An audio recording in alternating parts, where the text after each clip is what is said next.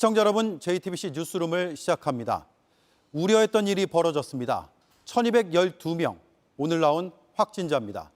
지난 연말 일일 최다 확진자 수인 1240명의 턱 밑까지 차올랐습니다. 문제는 앞으로입니다. 한 명이 몇 사람을 감염시키는지 알려주는 감염 재생산 지수가 올라갔습니다. 그래서 정부는 하루 1,500에서 많게는 2,000명까지 나올 수 있다고 했습니다. 확산세가 잡히지 않으면 사실상 봉쇄에 가까운 마지막 단계로 갈 수도 있습니다. 앞으로 2, 3일이 고비입니다. 먼저 집단 감염이 일어난 충남 논산의 육군 훈련소를 연결하겠습니다. 정영재 기자, 그곳의 확진자가 16명 더 늘었다는 소식이 조금 전 들어왔습니다. 그렇게 되면 50명이 넘는 겁니까? 네, 맞습니다. 확진된 53명의 훈련병들은 지난달 14일 제 뒤로 보이는 육군훈련소 문을 통해서 입대한 청년들입니다. 지금 저 안에는 역학조사관 2명이 파견돼서 심층 조사를 이어가고 있습니다. 먼저 20대 훈련병 1명이 열이 나고 기침을 해서 검사를 했고, 이 같이 있던 대대 400여 명을 검사해봤더니 이 중에 36명이 무더기가 확진된 겁니다. 다른 1명은 입대한 후에 다른 가족이 확진되면서 따로 격리된 상태에서 확진을 받았습니다. 그리고 조금 전 16명이 더 확진됐다는 소식이 들려왔는데요. 이들 모두 같은 중대에 있던 훈련병들로 확인됐습니다. 지금 훈련소 안에서는 2개 연대 훈련병들과 병원 관계자 등 4천여 명이 현재 검사를 받고 있습니다. 예, 4천여 명에 대한 검사가 이뤄진다고 했는데 그 정도로 접촉자가 많은 겁니까? 네, 입대 후에 이 훈련병들은 2주간의 격리를 마치고 정상적인 훈련을 받았습니다. 일주일 넘게 받았는데요. 이들이 이용한 시설이 많고 함께 접촉한 인원들이 많은 겁니다. 이와 관련해서 훈련소 주변 미용실과 식당 상인들에 대한 자가 진단 검사도 이루어졌습니다. 주변 식당과 미용실은 337곳인데 오늘 절반가량을 모두 마쳤고 모두 음성 판정이 나왔습니다. 논산시는 이 역학조사 결과를 조금 더 지켜본 후에 이 육군훈련소 주변에 시민들이 받을 수 있는 선별 진료소를 설치할 계획입니다. 예, 그리고 육군 3, 4관 학교에서는 노마스크 삼겹살 파티가 벌어졌다는데 무슨 일이죠? 네, 소셜미디어에 육군 3, 4관 학교 삼겹살 파티라는 사진 한 장이 올라왔습니다. 식당에 수백 명이 모여 있고 한 손에는 맥주 캔을 들고 있습니다. 마스크를 쓰지 않았고 테이블 위에 칸막이도 보이지 않아서 지금 상황에 이렇게 모여서 술을 마셔도 되는 거냐는 지적이 좀 나오고 있습니다. 예, 3, 4관 학교 측은 어떻게 설명을 하던가요? 네, 학교 측은 사진 속에 나와 있는 이들은 백신 1차 접종을 마친 480여 명의 4학년 생도들이라고 밝혔습니다. 저녁 식사로 삼겹살이 나왔고 맥주캔을 하나씩 줬다는 건데요. 여름 훈련을 앞두고 열린 행사였고 방역 수칙을 모두 지켰다고 밝혔습니다. 네, 알겠습니다. 육군 훈련소에서 정영재 기자였습니다. 서울 강남의 한 백화점에서도 48명이나 확진이 됐습니다. 직원들과 그 가족 등입니다. 일부는 증상이 있는데도 계속 출근을 했다고 합니다. 이곳은 하루에 수십만 명이 오가는 주변 쇼핑몰과 연결이 돼 있습니다. 이어서 최승훈 기자입니다. 서울 강남구의 한 백화점입니다. 지난 4일 이곳 식품관에서 일하는 직원 2명이 확진됐습니다. 백화점 직원들은 들어가기 전에 체온을 재고 증상이 있는지 확인하는데요. 일부 직원들은 증상이 있는데도 걸러내지 못했습니다. 목이 아팠지만 가벼운 증상으로 여기고 알리지 않았기 때문입니다. 결국 동료와 가족, 지인까지 모두 48명이 감염됐습니다. 방역당국은 직원들이 함께 이용하는 탈의실과 물류창고를 통해 바이러스가 퍼진 것으로 보고 있습니다. 식품관 그 공간에서 물류를 가지고 오는 물류 창고에 관련되어져서 많은 사람들이 왔다 갔다 하면서 공용으로 활용했던 부분들이 전파하는 데 원인이라고 생각을 합니다. 지난달 26일 이후 이 백화점을 방문한 손님들에게도 검사를 받으라고 안내했습니다. 식사와 대화를 하면서 감염됐을 가능성이 높기 때문입니다. 바로 옆 임시선별진료소에는 검사를 받기 위해 긴 줄이 만들어졌습니다. 점심시간인데도 사람들이 줄을 길게 섰습니다. 무역센터 광장을 한 바퀴 돌아도 끝이 보이지 않습니다. 백화점과 연결된 쇼핑몰에는 평일에는 14만 명, 주말에는 25만 명이 하루에 다녀갑니다. 연결 통로는 지금 막혀 있지만 평소에는 많은 사람이 오갔습니다. 숨은 감염자가 더 늘어날 수 있는 겁니다. 백화점은 내일까지 문을 닫기로 했습니다. JTBC 최승훈입니다. 네, 조금 전 보도에서 보신 강남 선별진료소에서 저희 박민규 기자가 취재하고 있습니다. 잠시 연결해 보겠습니다. 박 기자, 지금은 길게 늘어선 줄이 보이지 않는 것 같습니다. 예, 지금은 진료소가 문을 닫았습니다. 사실 밤 9시까지인데요. 오전부터 워낙 많은 사람이 몰리면서 오늘분으로 준비했던 검사 키트 4,500명분이 저녁 6시가 좀 넘어서 동나버렸습니다. 어제보다 1,000명 가까이 더 검사를 한 결과인데 조금 전 저녁 시간에 도착한 시민들이 원래 밤 9시까지 아니냐, 검사를 받고 싶다 이렇게 요구를 하고 있습니다. 그러니까 보건소 측에서는 당초 내일로 예정됐던 검사 키트 분량 가져와서 추가 검사를 할 수 있는지 검토하고 있습니다.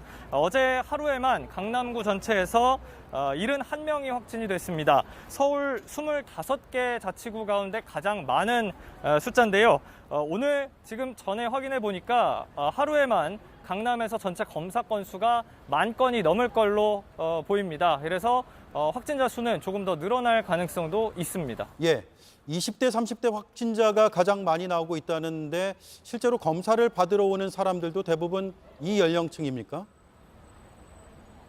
예, 그렇습니다. 김부겸 국무총리도 오늘 20, 30대는 증상이 없어도 검사를 받아달라고 요청을 했습니다. 저희가 낮에 강남역을 돌아봤는데요.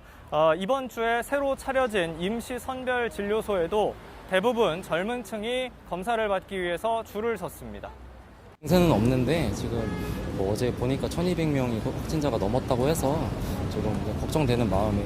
서초구 보건소에 갔었는데 예. 그 시간 전 1,000명대 넘게 사람이 있다고 해서 7시 넘어서 검사를 받을 수 있다고 해가지고. 예, 잘 들었습니다. 이렇게 선제적인 검사로 확진자를 걸러내고는 있지만 앞으로의 전망이 좋지는 않죠. 예, 환자 한 명이 몇 명을 감염시킬 수 있느냐, 이걸 알려주는 게 감염 재생산 지수입니다. 이 숫자가 1보다 높으면 1명 넘게 감염시킬 수 있다는 얘기인데 지금은 1.25입니다. 그래서 감염 규모 계속 더 커질 수밖에 없고요. 앞선 주에 이 숫자는 1이 조금 넘었었는데 그새 크게 늘었습니다. 수도권에서는 인천 초등학교에서도 16명이 더해져 모두 42명이 확진됐고요. 서울 영등포구 음식점 18명, 성동구 학원 관련 14명이 지금까지 감염됐습니다. 특히 전남 여수에서는 한 사우나에서 11명이 확진 판정 받았습니다. 그런데 이 가운데 5명이 백신 1차 접종을 마친 사람들로 확인이 됐습니다. 네, 잘 들었습니다. 강남 선별진료소에서 박민규 기자였습니다. 자, 왜 이렇게 폭발적으로 확진자가 늘어나는 건지 취재 기자와 분석을 해보겠습니다. 윤영탁 기자, 1,000명을 넘어서고 있습니다. 이유가 뭡니까?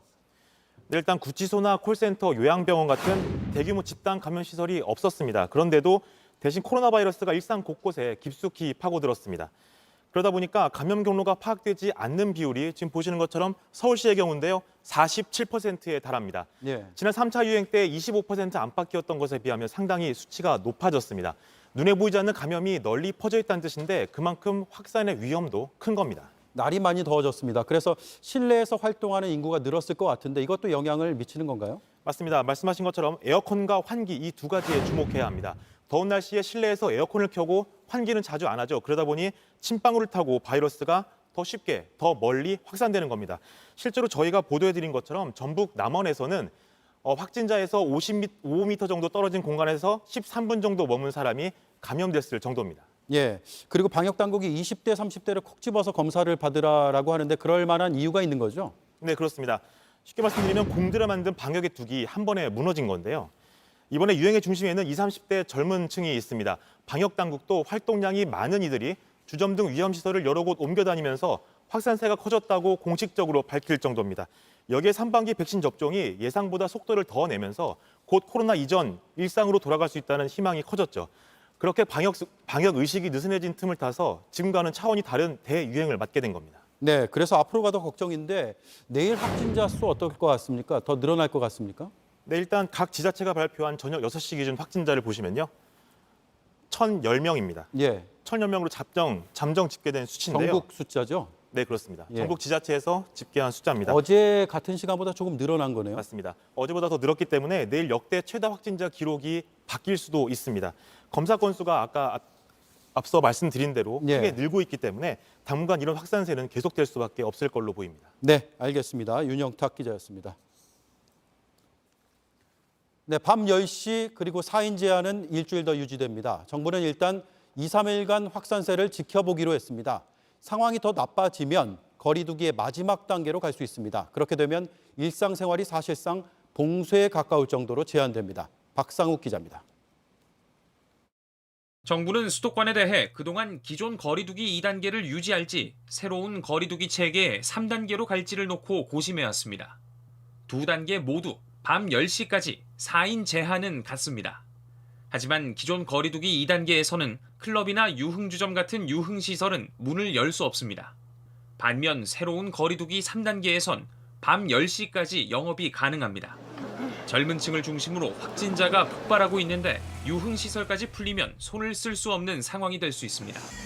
방역 완화라는 잘못된 메시지를 줄 수도 있습니다. 그래서 기존 거리두기 2단계를 일주일 더 적용하기로 했습니다. 다만 며칠 안에 확산세가 잡히지 않으면 마지막 수단도 쓸 수 있다고 경고했습니다. 만약 2, 3일 더 지켜보다가 그래도 이 상황이 잡히지 않으면 새로운 거리두기의 가장 강력한 단계까지도 우리가 조치를 취해야 될 수도 있습니다. 새로운 거리두기 단계는 4개 단계로 이뤄져 있습니다. 일주일 평균으로 수도권에서 확진자가 1,000명 이상 나오면 마지막 4단계로 갈 수 있습니다. 오늘 수도권 확진자는 1,000명을 넘었습니다. 여기에 중환자 발생 수와 병상 등도 함께 고려합니다. 정부는 당분간 오늘 같은 확산세가 계속될 것으로 예상하고 있습니다. 4단계로 갈 수 있는 가능성이 높은 겁니다. JTBC 박상욱입니다. 이 거리두기의 마지막 단계로 가지 않기 위해서 방역당국은 여러 대책을 내놨습니다. 단속을 강화하고 적발되면 불이익도 세게 주기로 했습니다. 반면에 백신 접종자에 대한 혜택은 그대로 유지가 됩니다. 사람을 덜 모이게 하는 게 중요한데 이 점은 자칫 방역의 구멍이 될 수 있습니다. 성화성 기자입니다. 오늘부터 경찰 등 특별점검단 100개 팀이 수시로 점검에 나섭니다. 특히 밤 10시 이후 숙박업소 등을 집중 점검합니다. 단 한 번이라도 위반한 업체는 10일 동안 문을 닫아야 합니다. 이른바 원스트라이크 아웃제입니다. 각종 보상금도 받을 수 없습니다. 확진자가 급증한 서울에서는 선별검사소를 추가로 만듭니다. 밤 10시 이후엔 버스와 지하철도 20% 줄입니다. 이렇게 방역 조치를 쏟아냈지만 접종자에 대한 혜택은 유지하기로 했습니다. 지금 현재 단계에서는 일단 유지는 됩니다. 그렇지만 수도권 상황이 엄중해지게 되면 다시 한번 검토해볼 계획을. 백신을 한 차례만 맞아도 2주가 지나면 가족들이 모일 때 인원 제한에서 제외됩니다. 종교시설이나 실외 다중이용시설에서도 마찬가지입니다. 2차 접종까지 마치면 실내에서도 인원 제한에서 예외가 됩니다. 더 많은 사람들이 모일 수 있는 기폭제가 될 수 있는 겁니다. 해외 사례나 국내 사례에서 돌파 감염 사례들이 보고가 되고 있기 때문에 이 사적 모임 인원 제한에서 저는 그것을 처리하는 것이 필요하다고 생각합니다. 이스라엘에서는 최근 신규 확진자의 42%가 2차 접종까지 마친 뒤 돌파 감염됐다는 보고도 있습니다. 국내에서도 80명이 넘게 돌파 감염됐습니다.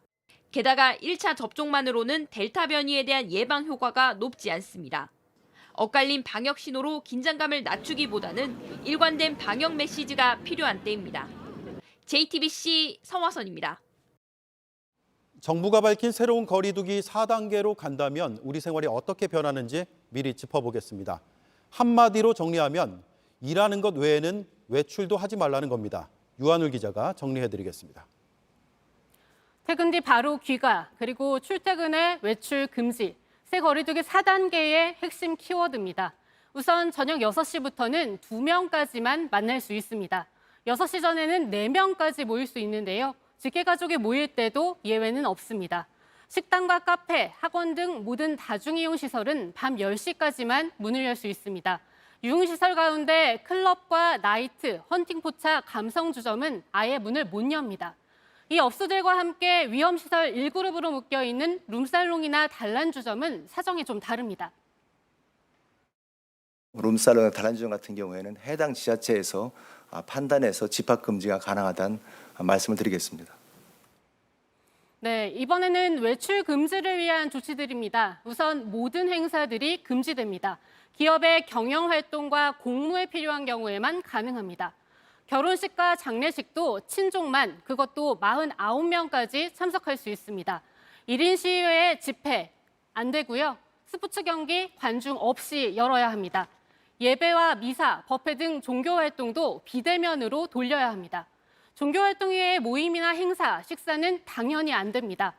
이 밖에도 직장에서는 시간차를 두고 출퇴근을 하고 점심 식사를 하는 방안도 권고됩니다.